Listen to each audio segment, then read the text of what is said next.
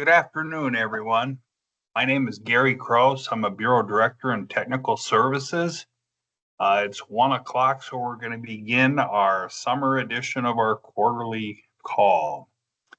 I'd like to thank everybody for attending. We're going to have 4 items on the agenda, but before we get to that, I'd like to remind everybody that we have our newsletter coming out soon, so make sure to watch for that. And please, we encourage you to submit ideas for recommendations to us on things that you would like to hear more about, learn more about, or you think should be delved a little deeper into for public explanation. So always remember that, and please send us things. We're always looking for ideas. The 4 items we're going to have on the agendas today involves the elevators, fire suppression, POUTs, some updates there, and fire protection, some updates there. And the first item on our agenda, I'm going to be turning it over to Kim Schmidt, Section Chief over in that area. It's going to be involving elevators and access. So Kim, if you would like to continue, thank you. Thanks, Gary. Today I'm just going to spend a couple minutes to go over conveyance accidents, what the process is for reporting them, give you a little bit of history on what we've come across, and then hopefully help you in case anybody gets into a situation where they do incur one, unfortunately, and they have to get it reported and investigated by my team. So like Gary said, I am the section chief for the elevator program, elevators and conveyances. By conveyances, we mean anything from passenger elevators to limited use, limited access elevators, dumb waiters, stair chairs, escalators, moving walks, many different items. DSPS does not regulate the conveyances in the cities of Madison and Milwaukee. However, outside of those jurisdictions, we do have about 20,000 different conveyances that we are responsible for. So on a typical year, we investigate 10 to 15 different accidents in Wisconsin in those 20,000 units that we regulate. The vast majority of them are related to escalators. So far this year, we've only had 5 reported accidents, which is a little bit down. However, when it comes to escalators, we find that a good portion of the accidents occur during the holiday seasons of November and December. So we have that to look forward to. Just a couple quick notes on escalators. What we see a couple different age groups that incur most of the accidents, and most of it is elderly people with balance issues or needing walkers or canes. They really just need to stay away from escalators. They're just asking for problems. All of those facilities are required to have an actual passenger elevator on site to be utilized by people with such requirements. So if you've got old people in your family or you see somebody very unstable getting on an escalator, please suggest to them that they should use the elevator instead. On the children's side of it, we see a lot of kids just playing and doing things they shouldn't be doing on the escalator. We had one where a child was sitting on the steps the entire way down, and when they got down to the end, their clothes actually became entrapped in the escalator at the bottom, and thankfully some quick thinking person nearby hit the emergency shutoff switch before it caused any injuries. The newest group of people we see having accidents on escalators are teenagers who have decided to do something called airplaning, where they lay on top of the rails as they're going up and stick their arms and legs out and supposedly feel like Superman. Unfortunately, what happens is we've had at least 2 where when they got up to the top, they fell off and sustain serious injuries. So again, the vast majority of these escalator accidents are very, very, should be easy to avoid with a little more common sense. On passenger elevators, we do see most of those are related to people being hit by the doors. So again, either rushing into an elevator where the doors are already closing or not paying attention to where the doors are. And the other area we see is where the machine doesn't quite level at the landing, and there's a little bit of a lip there, and people trip on that, either going in or out of the elevator and sustain an injury. So again, most of them are avoidable. When we investigate these accidents, we find that very few are ever related to an actual mechanical problem with the unit. The accidents, again, like I said, most are on escalators, but we have had some in my 10 years with the state. We've investigated 2 fatalities, and one was actually with a dumbwaiter. So all of these machines do have the capability to be, to take someone's life. So everybody needs to be careful. Okay, so an accident, according to our code, an accident is required to be reported whenever bodily injury requiring more than first aid treatment occurs. And so that brings the next question, which is typically, what is first aid treatment? So it's defined as care that does not require follow-up with a healthcare professional and is not considered medical treatment. So typically, if it is, somebody trips and bumps themselves and just needs ice or a Band-Aid or something like that, we would consider that not reportable. If the person gets stitches and is going to have to go back to the doctor and get stitches out, if they receive enough of a bump that they're going to go and get x-rays, those would all be reportable and requiring more than first aid. What does the owner do if there's an accident? The very first thing is they need to remove the unit from service, limit anybody's ability to utilize it going further until we can get in there and investigate it and make sure there's nothing wrong. Last thing we want to have happen is for there to be more people injured on it. Additionally, no maintenance. They need to contact their maintenance contractor in a lot of cases to come in and remove the unit from service, de-energize it. The maintenance contractor at that point also, other than de-energizing, is not to make any type of service or repairs or adjustments on the unit until the state inspector is able to get there. The owner or the owner's representative, the operator, the management company, whoever it is required to notify the DSPS elevator program. We've got a regular phone number. We've got a elevator check email address, and there's also an after hours number, which eventually gets to me. And then there's an accident report that we have on our website that needs to be filled out in its entirety. We get a lot of them that are missing a lot of necessary information. Typically, we won't stop the process for that, but when our investigators get to the site, they will require that be completed in its entirety. That form can be emailed to the elevator program. Typically, our inspectors want to be able to review that before they go out there. And then the owner should have any video and or witnesses available for our investigator to view the video or talk to witnesses. Fatalities must be reported within 24 hours and any other injuries within 48 hours. So the investigation itself starts with, again, the machine being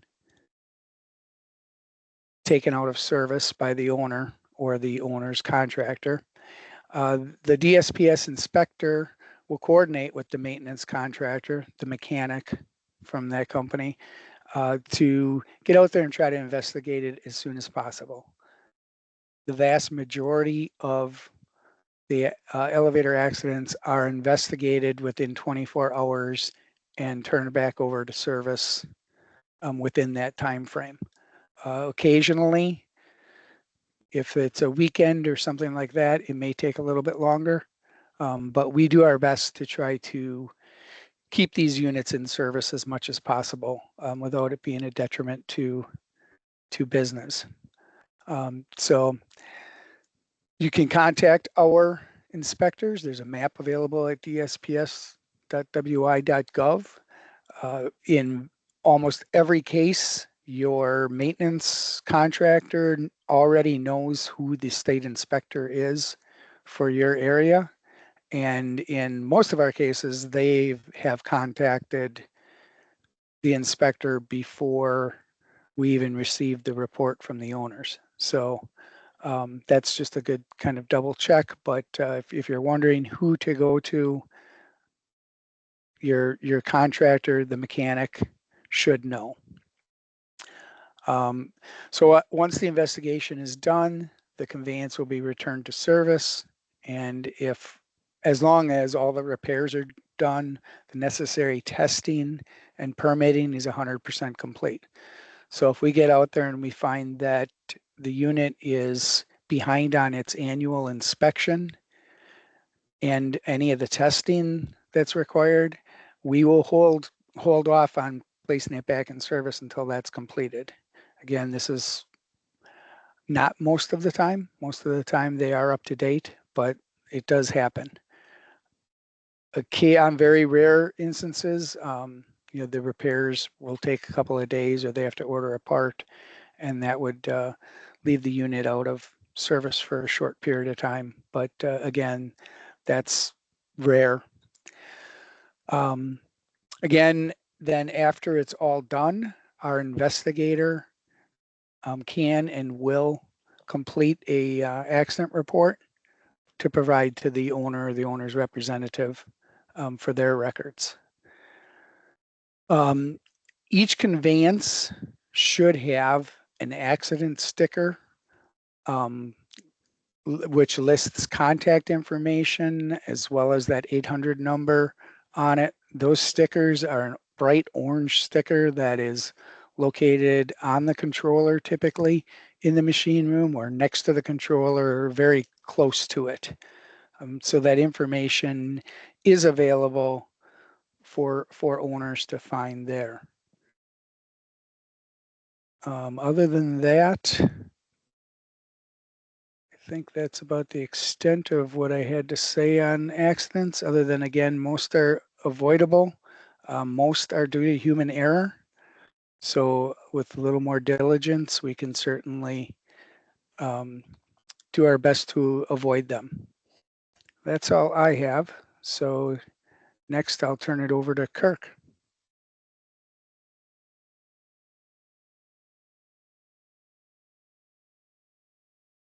Thank you, Kim. For the fire alarm fire suppression section, I'm going to have Jason Stubble give a presentation.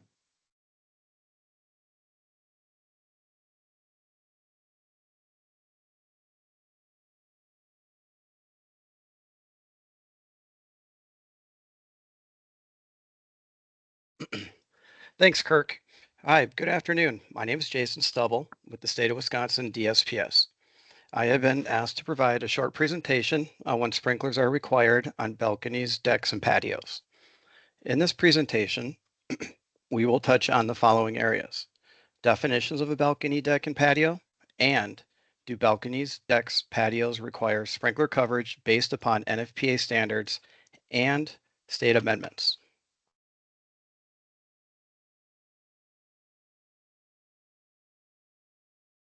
Since there is no definition within the IBC for a balcony, deck, or patio, let's look at Merriam-Webster Dictionary for clarification. A balcony is defined as a platform that projects from a wall of a building and is enclosed by a parapet or railing. A deck is defined as a flat floored roofless area adjoining a house. And a patio is defined as a recreation area that adjoins a dwelling, is often paved, and is adapted especially to outdoor dining. I want you to keep in mind or note that a patio does have a definition within IBC appendix. However, it is not adopted per SPS 362-360 subparent 1.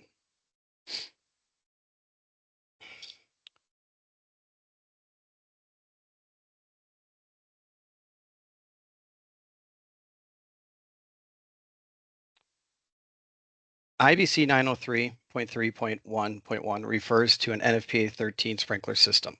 Let's go to NFPA 13. Section 815.7 exterior projections. Address small loading docks, covered platforms, duct, or other similar small unheated areas. Balconies, decks, and patio meet this standard section. Let's read a little further into exterior projections within NFPA. Section 815.7.1 states, unless the requirements of 8.15.7.2, 815.7.3, or 815.7.4 are met, sprinklers shall be installed under exterior projections exceeding 4 feet. Okay, so there are some exceptions. Let's take a look at 815.7.2. That section states, sprinklers shall be permitted to be omitted where the projections are constructed with non-combustible, limited combustible, or fire retardant treated wood defined in 703. Let's continue to the next standard section as it relates to patios, decks, and balconies. 7.3 states, sprinklers shall be permitted to be omitted from below the exterior projections of combustible construction, provided the exposed finished material on the exterior projections are non-combustible, are limited combustible, or fire retardant treated wood defined in NFPA 703.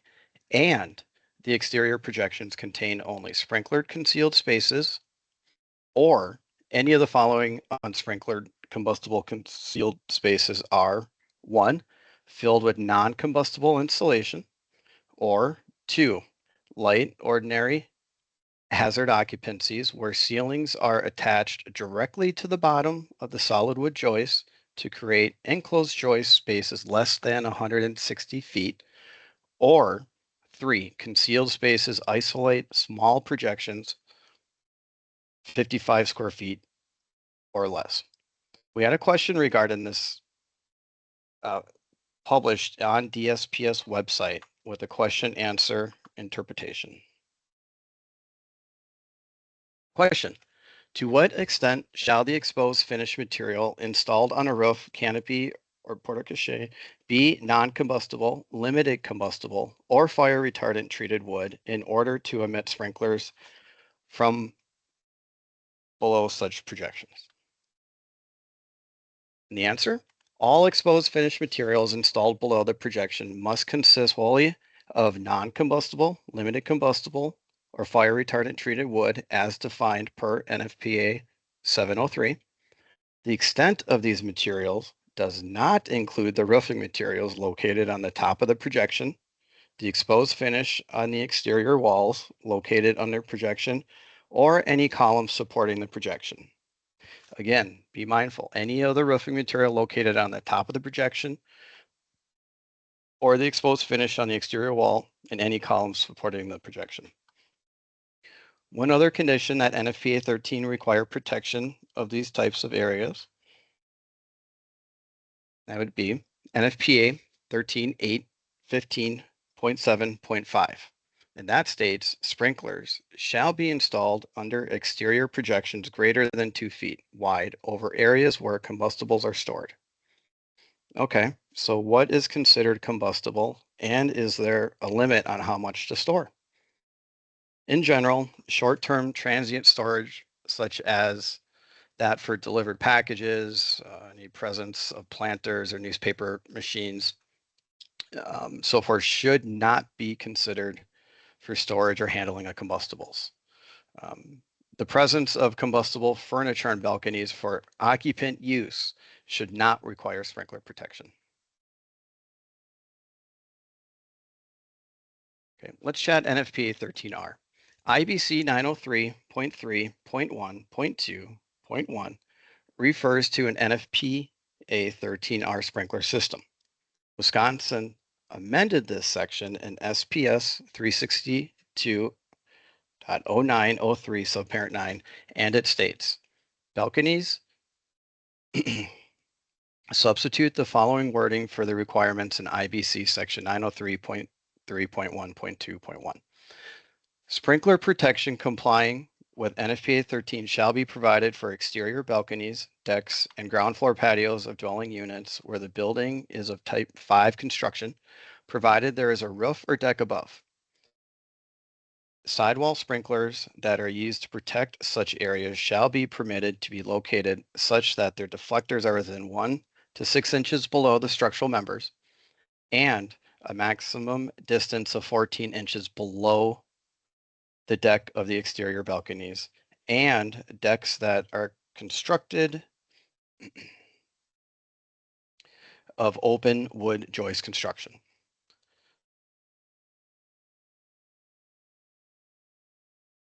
So we add NFPA 13 to the IBC code section. NFPA 13 was added to ensure that if any dry automatic sprinkler system was to be installed to protect balconies, decks, patios, it is considered outside the dwelling unit and does not require water to be provided to the inspector's test connection within the 15 seconds.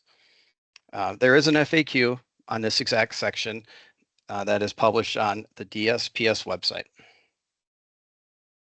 And that question was, what suppression systems is this section applicable to? What part of NFPA 13 should be adhered to?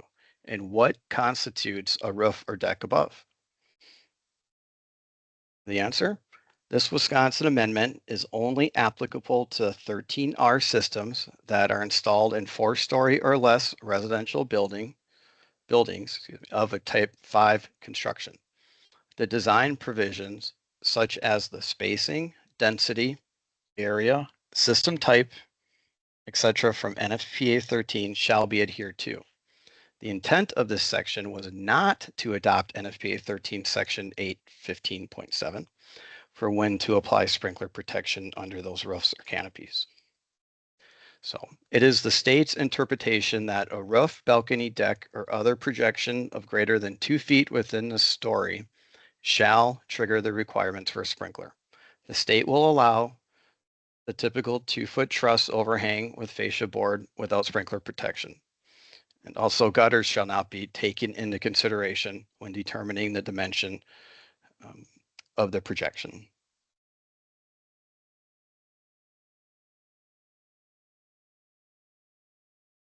Remember, NFPA 13 is about whether the construction of balconies, decks, patios is combustible and or contains combustible storage.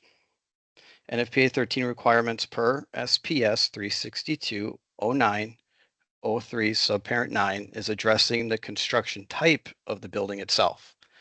Even if a type 5 building is constructed with non-combustible balconies, decks, patios, this does not exempt protection of these spaces if the sprinkler system is designed to NFPA 13R standards. This is the reason why balconies, decks, patios are protected by NFPA 13R automatic sprinkler systems. This is the one limited area of NFPA 13 where the standard is providing property protection to ensure a large property loss is prevented.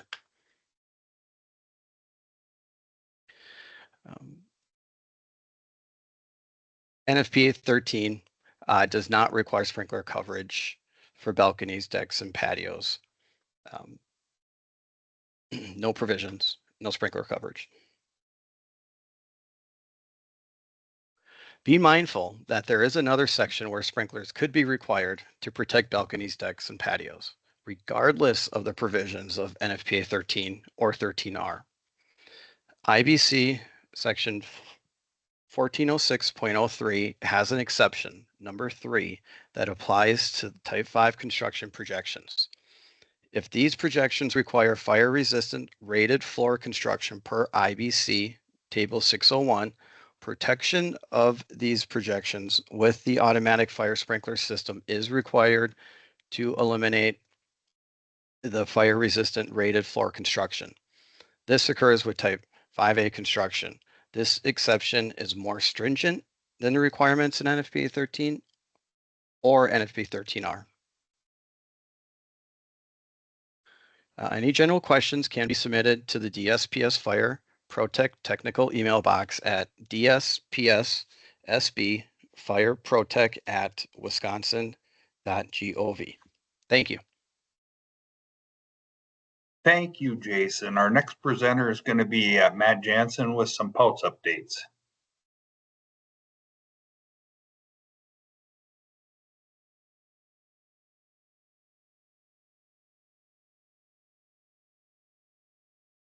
All right, good afternoon, everybody. My name is Matt Jansen with the POUTS program. Been here quite a while, so I'm going to give you a few updates on what's been going on in our on-site waste section.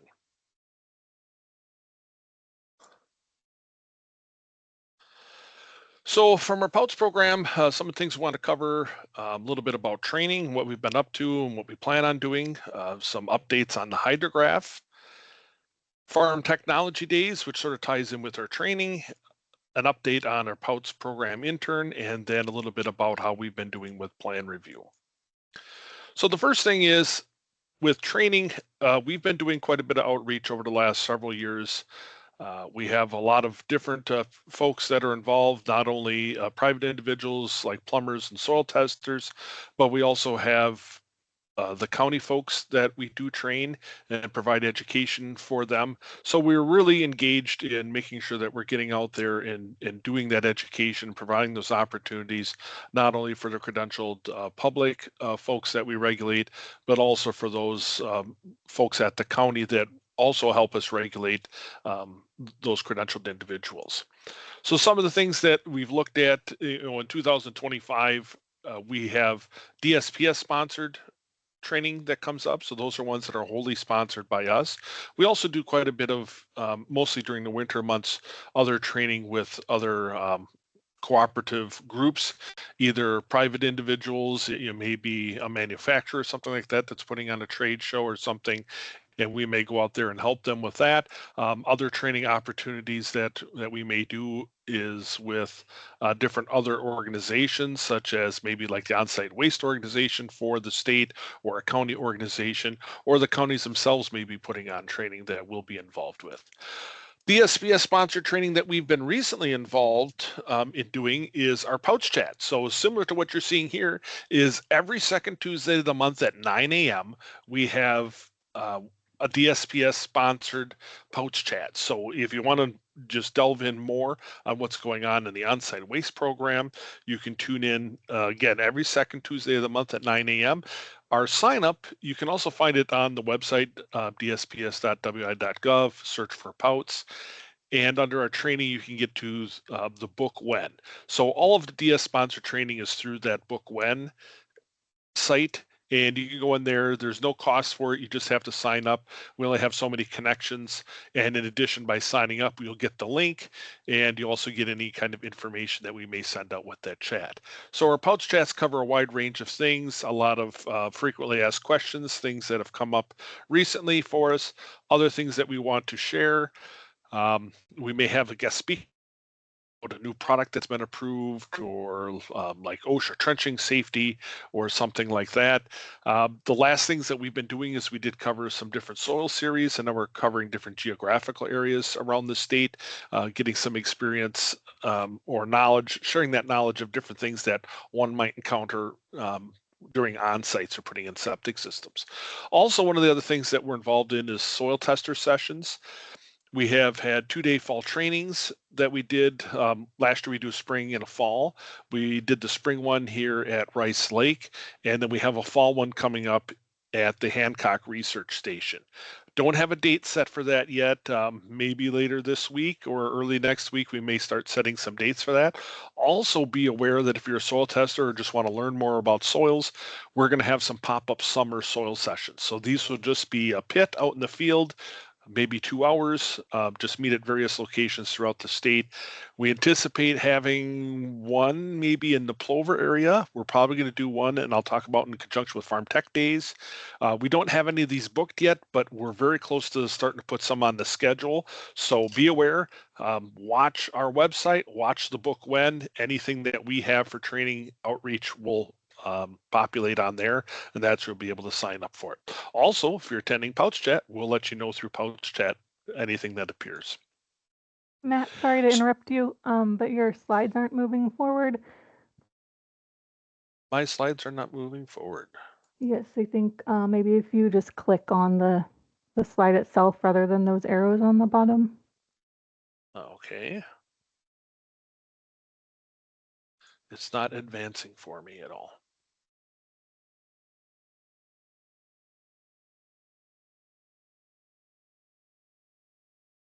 Do you, there should be arrow buttons on your keyboard maybe. Can you try those? I'm trying it. It is not advancing for me at all. Let me see here again. That worked. There we go. Okay. Sorry about that. So a little glitch there. Anyway, this is our training outreach, our book when website. If you want to take a look at that, connect to that. Otherwise, for Pouch Chat, what we've been seeing here over the last several months into, well, last year here, we've been having quite a bit of attendance, for our Pouch Chat, really well attended. And these are just unique connections. So we do have several people that may be attending on one connection at a shop. So you may have, one computer and you may have 3, 4, 5 people around it. We'll also get that at counties in addition, where you may have multiple staff sharing one connection. So those are just unique connections, but it's really interesting to see, how well received you are. Some months, obviously, we get busy. We do take 1 month off a year, and that's typically doing Farm Technology Days, just because we have a number of staff that are participating in that and not able to produce the Pouch Chat. Want to mention hydrograph procedure. So what the hydrograph procedure is it's used in the Central Sands area, which is the previous glacial lake, Wisconsin. So it affects Adams, Juneau, Wood, Portage, and Waushara counties. Those are the traditional areas that have used the hydrograph procedure. And so the hydrograph procedure, in lieu of using color patterns in the soil, they can do this alternative method to decide or to determine rather where groundwater might extend, and then use that to site a septic system. So they use a water level in a well and correlate that to the system or to the area under investigation. It was suspended April 1st, 2024 due to erratic water tables and what the DNR called groundwater flooding. So we've suspended it, and we're trying to take a look at not only those issues that cause the erratic flooding, but where we should be using the hydrograph and how we should be using it to make sure that we're using it in an environmentally sound manner, that we have some science behind it, and make sure that we're doing the right thing and we don't run into problems again where we had areas that were flooded or impacting septic systems possibly. So we've been working with Wisconsin Natural History and Geologic Survey. That's what that abbreviation stands for, or an acronym.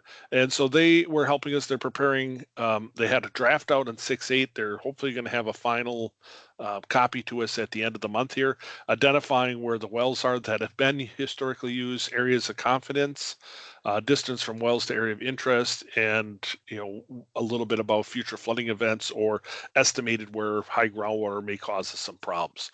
So they've been working over the last year getting this information to us. They're going to provide it to us in a document. We've already seen the draft, and then we'll be able to take that as a recommendation and act upon that.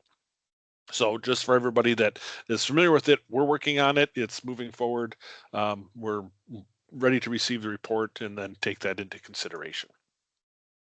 Farm Technology Days is an outreach for us. It's one of our training events that we do every year with the agricultural community. So Farm Technology Days, for those that are not familiar with it, it's a large agricultural show. So it's everything from buying tractors to sort of like the county fair rolled up into one. A lot of different events, a lot of different things. The nice part for us is that the agricultural community, or those that live on farms or work on farms, are users of septic systems. Those are rural folks that are not hooked to city sewer, and therefore they have a lot of septic system use. So it's a good outreach for us to talk to those people, those end users that are utilizing those septic systems. So we do have a soil pit that we share with the USDA Soil Conservation Service. So you can get into the pit, take a look at some soils. We have some displays there showing what septic systems are like, how they work, those kind of things. It's really good outreach, get a lot of questions, get a lot of information out there to the public that is using it. So over 50,000 participants each year. That's per day. So over a 3-day event, they may have up to 150,000 people that attend. Again, our soil pit, a lot of good information out there. Great opportunity for us to interact with those folks that are actually using septic systems or have questions about it. Last year we had the event in Cadott, or rather Farm Technology Days put the event on at Cadott. This year it's going to be at Bear Creek at the Clinton Farms. So if you happen to be in the area, interested in all that a little bit, it's a fun show just to walk around and see anyway. But we hope to see you there and take a look at some of our displays, and we'll share some information about septic systems with you. We do have POTS intern with us this year, Skylar Pierce. She's been helping us going to school at River Falls in agriculture, interning with the county, doing septic system work. So she's been really interested in what do we do. She's been helping us out, helping us out a lot, inventory state-owned systems. So we're trying to get a handle on, those that are owned by the DNR or Department of Corrections or DOT, UW system, things like that, so we can get a handle on state-owned systems, make sure that they're being maintained and operated correctly. So she's helping us inventory those, and then also getting out in the field and taking a look at what we do day to day and learning that information. Our 3 plan reviewer staff, Heidi, Josh, and Tim, that have been with us now full-time this past year. They were a couple of them were hired on the year before, so it's worked really well for us to have 3 full-time plan reviewers on board. So our review time, we've been averaging 10 business days out or less. I think today we're at 8. So the new plan reviewers are really making a difference for us. Turnaround has decreased significantly for us. It also allows the field staff more opportunities to concentrate on things out in the field, such as on sites for difficult sites and soils, interpretive determination reports, and a specialized soil report that needs to be looked at, field audits, those kind of things. So where counties or the public needs help, that's what we're there for. So it's really been a relief to the field folks to allow us to be out in the field doing those kind of things instead of helping out with the plan review. So just a quick breakdown of our staff. You can find all that on the website. And we've been moving along here, and everything's been rolling along pretty good for us. We're a little bit slower than last year for number of permits, but as the summer goes on, we'll probably catch up to that. But anyway, that's sort of what's been going on for the POTS realm, and that's all I have. Well, thank you, Matt. Our next presenter will be Aaron in Fire Protection with updates. If you could introduce yourself and share your information. Thank you, Gary. Like you said, my name's Aaron Andre. I'm with the Fire Prevention, Safety, and Health Program. Here to talk to you today about our recent, our 2025 self-certifications. We'll discuss updates for our 2% dues audits. I'll go into briefly our new incident reporting platform, NERIS. NERIS is coming, going to be coming to this December in Wisconsin, and I'll also be talking about updates with our Elite RMS program. If you do have any questions, you can submit them here at DSPS SB Fire Prevention at wisconsin.gov. So like I said, one of the big things that we look at is our 2% due self-certification. And this year was a big milestone. This year we had 100% completion. This was the first time in Sarah's 8 years of administration that over 2,000 fire departments and municipality associations completed their self-certification. So that is huge. And hoping for next year, we follow suit and we have 2 years in a row. Out of those over 2,000 associations, we did have 8 file a non-compliant with us. So that is extremely low in numbers compared to the 2,000. So, but we did have 6 chiefs and 2 municipal clerks file that. With the self-certification, we do track numbers from our fire departments with that in our ESLA portal. Currently in Wisconsin, we have 43 career fire departments, 128 combination, and 622 volunteer departments. Just over 5,000 career firefighters, 7,908 unpaid volunteer firefighters, and just over 12,000 paid volunteer firefighters.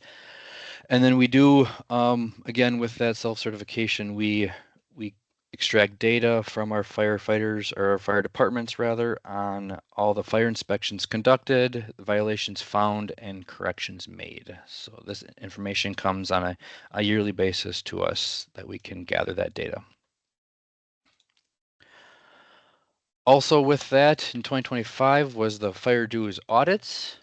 With our 4 fire prevention coordinators, we completed 213 audits for this year. Out of those, 185 audits were approved, and we did have 28 fire departments were in violation of that. We did see this year significant improvements with the audits and the fire departments, and we are excited to see those results in 2026 get even better and the trend going down for fire departments in violation or non-compliant.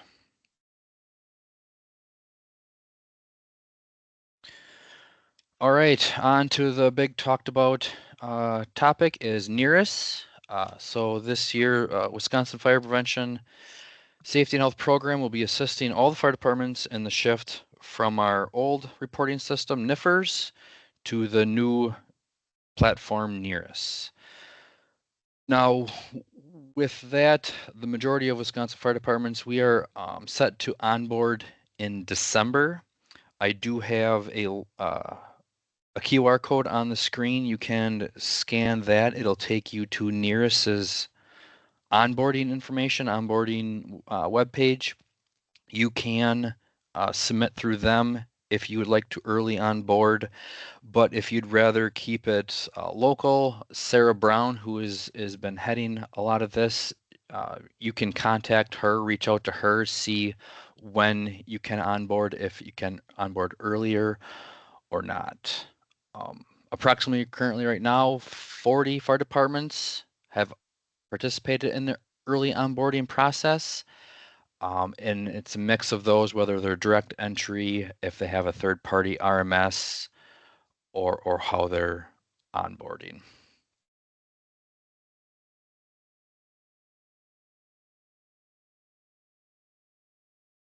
So this year, our fall training is going to be geared towards the transition of helping the Wisconsin Fire Service transition to NERIS. It's a lot of work. Again, I didn't put too much into on what it's going to look like with the new NERIS. That's going to be saved for our fall presentations, and Sarah Brown will be going through that, and the rest of the team will be having our presentations on what that looks like and updates for that. We are looking at putting resources and stuff on our webpage that helps the chiefs and anybody doing incident reporting. So that QR code there will take you to our DSPS webpage, and hope to have resources there soon. You may have seen this slide already if you attended the Chiefs Conference this past Friday. Tom Jenkins did a presentation on NERIS. He will also be back this fall in October at the Inspectors Conference. But here you can see that Wisconsin is part of FEMA Region 5 that we will be onboarding in December. Also, they have below some QR codes that you can stay up to date, learn more about it, and get ready in the onboarding process.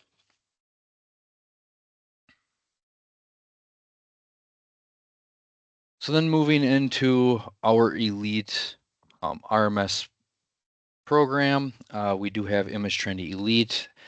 This here is a screen of what it's basically going to look like once NERIS gets turned on for you, if you are using our state subscription of Image Trendy Elite. You will notice off to the left-hand side, where normally you would see NIFRS Fire module, you are going to see now the NERIS Fire module. It's going to be an addition to that. That is where once you get onboarded and start reporting, you will be using the NERIS Fire module instead of the NIFRS. The NIFRS Fire module will not go away. That is a way you will be able to still view all your NIFRS incidents and pull reports and so forth with that.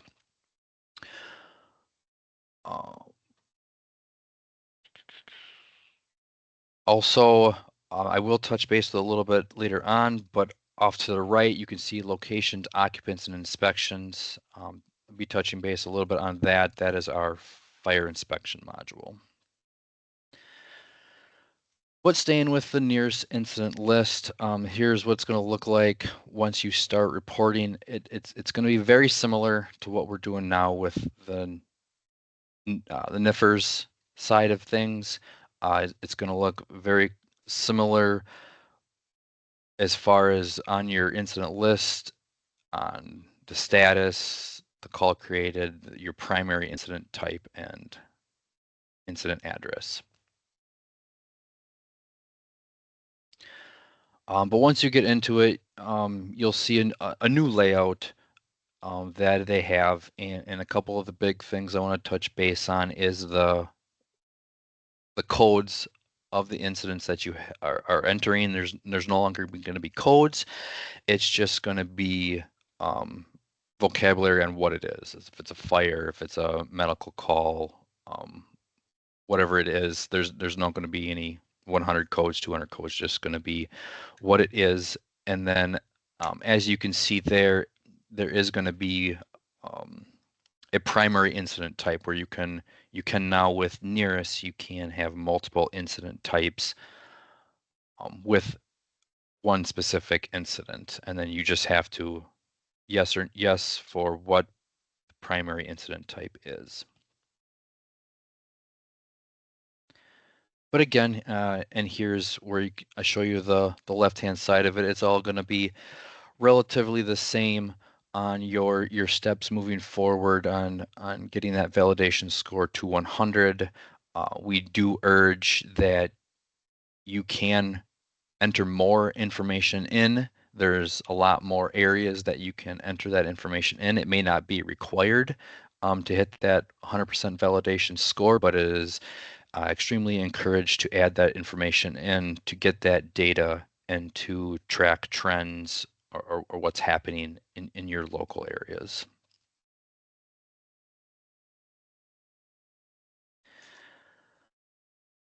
Again, like I mentioned, this is part of touch basically here on the fire inspection side of it.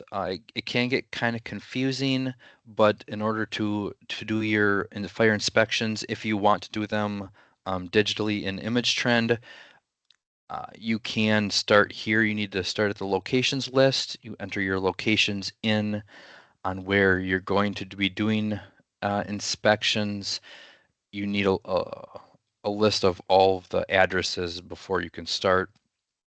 And so you enter them here in the locations list. And then once you have all those, continue on to the occupants list. Here, 9 times out of 10, you're going to have the same occupant you are for the location. But in this case, if you have like a strip mall where it's one location, but it's multiple suites or businesses, then it can be different occupants that you lay out on here. And then finally, once you have all that information entered in, you can then go to your inspections and then create your inspections from this. So it's a great tool we have for you to use. A lot of fire departments are moving to the digital fire inspections, and this is a great tool for you to use if you're using our state subscription. So that is all I have for you. Here is a breakdown of our coordinators. If you do need to reach out to Sarah, her email address is on there. You can send an email again to our tech box, and we will get that to where it needs to go.